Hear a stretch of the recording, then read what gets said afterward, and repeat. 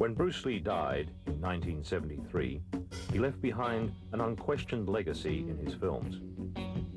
But beyond his films, there is another legacy, in his martial art, Jeet Kune. This is not a movie on Bruce Lee. It is the first and only training film on Jeet Kune by Bruce Lee himself.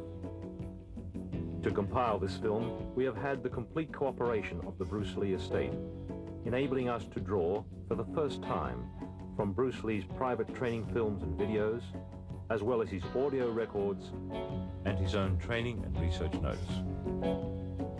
The film is narrated by Bruce Lee, with additional input from his son Brandon Lee and from Dan Inosanto, the man Bruce chose to carry on his Jeet Kune.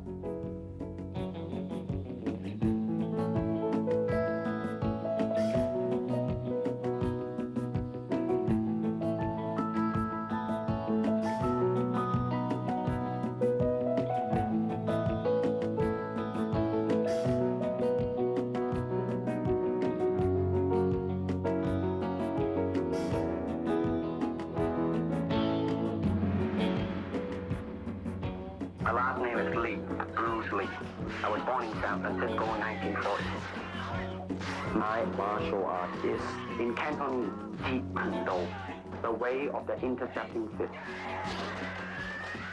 In case you have missed the recent news, Jeet Kune, of which I am the founder, has been elected and accepted into the Black Belt Hall of Fame in America.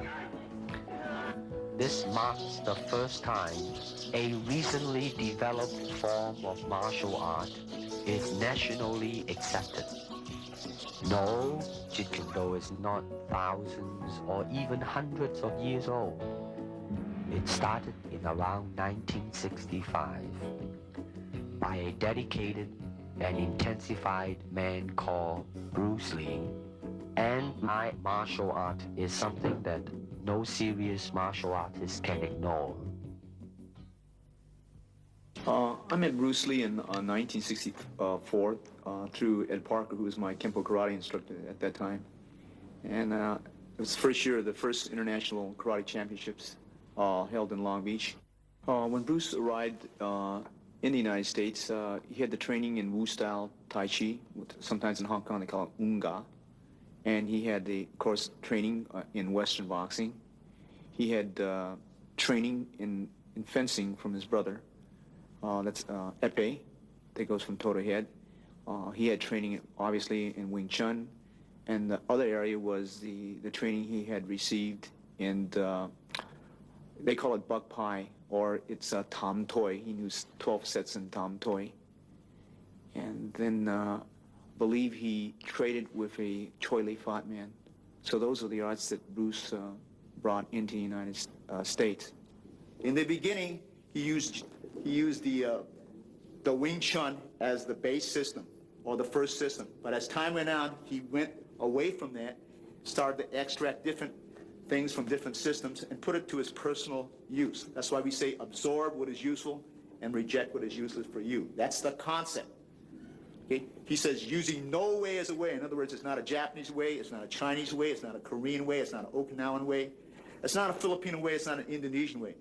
He's saying using no way as the way. You are the way.